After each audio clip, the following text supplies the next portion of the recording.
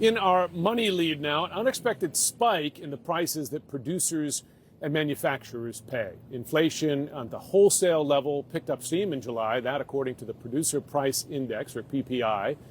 And though consumer inflation is holding steady to a large degree, the new July wholesale numbers could serve as a bellwether for what shoppers could soon see. Joining me now is Gene Soroka, Executive Director of the Port of Los Angeles. Gene, good to have you on.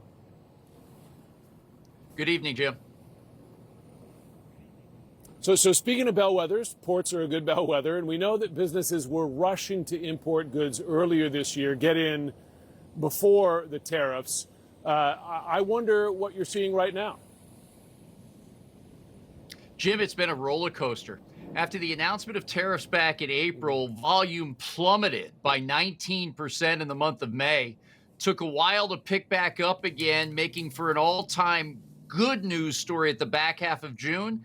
And then July, which we just closed, was our best month on record in the 117-year history of the port.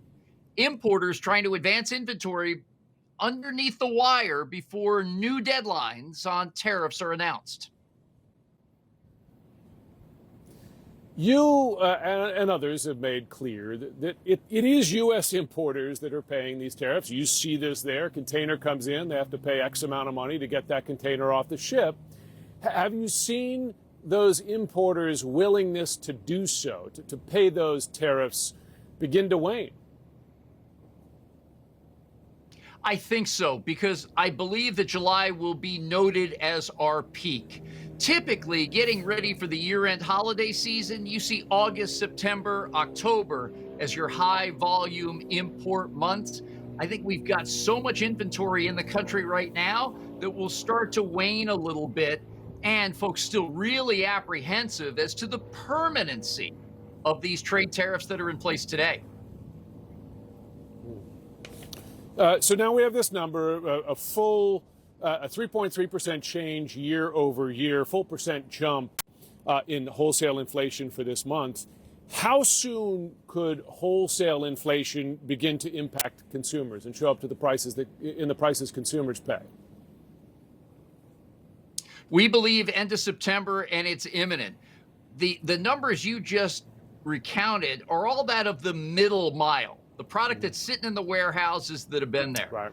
The inventory that was padded for months ahead of time is really being burned down now.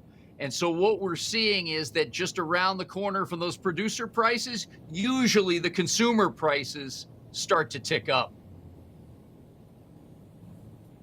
What goods, is there a category of goods you think will be most affected for consumers from the start? We'll take the highest prices first and the products you need to buy earlier. The back to school numbers looked less than good according to the retail community, and prices had already gone up. Think of backpacks, pens and pencil sets, blue jeans, and sneakers for the kids going back to school. Next up will be Halloween. And then as we see the finished goods, especially out of China, with an effective tariff rate of 55%, that's going to be furniture, toys, clothing, footwear, and electronics. Well, I've certainly done a lot of back-to-school shopping myself. Gene Soroka, thanks so much for joining.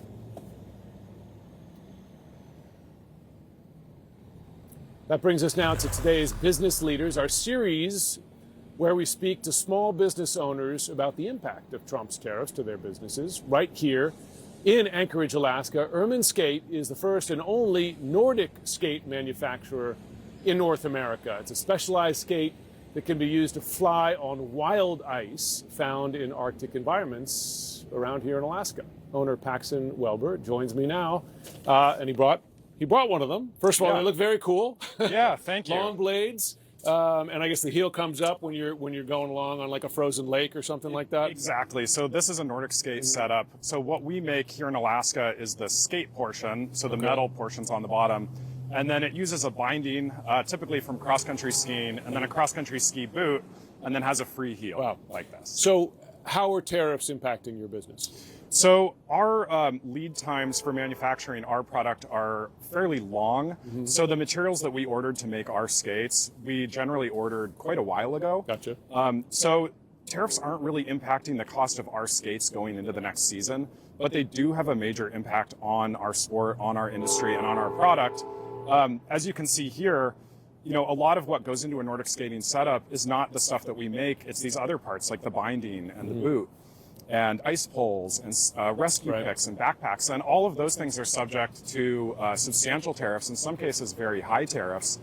So we're definitely concerned that the products that we rely on to make our sport work are going to get more expensive, and that correspondingly, people are going to have less disposable income to buy something like skates. I mean, I like to think that Nordic skating is an essential, necessary part of life, but the reality is for most people, it's kind of a luxury, fun sport. Has that already filtered into the prices that you charge for the skates, or do you expect that to happen soon?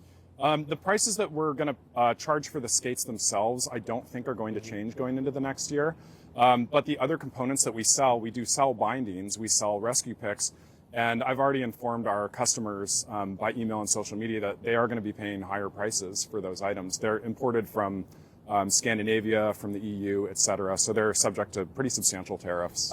You've spoken to Senator Lisa Murkowski about the impact of tariffs. What has she told you? Given you're an Alaska business, I imagine she wants to do her best for you. It's hard to tell how effective anybody can be at helping businesses like mine with tariffs. The policies coming from the executive branch, and it doesn't seem to me that any other branch has any control over this or is willing to exert any control over this. When I speak to small business owners and others, one issue they consistently bring up with me is just they don't know what's going to happen, right? Uncertainty about where prices, tariffs will stand from one month to the next. Is that your experience too, and how does it affect your business? Absolutely. So talking with companies that make things for us, there's a lot of stress and anxiety and uncertainty over lead times. Sometimes that plays to our advantage in a way because we'll have companies say, hey, if you put a 5-figure order down in the next week, we'll give you a very substantial discount. So I have to rush to get all the money together and get it to them. So, you know, I think we're doing okay right now, but there is very substantial long-term uncertainty in the cost for our own product and then also all this other stuff that we sell and the industry generally. Paxton Welber, neat products. Wish you the best of luck as you navigate all this. Yeah, thanks very much. You can purchase your pair of Nordic skates online at erminskate.com. Thanks so much for giving us a view inside the business.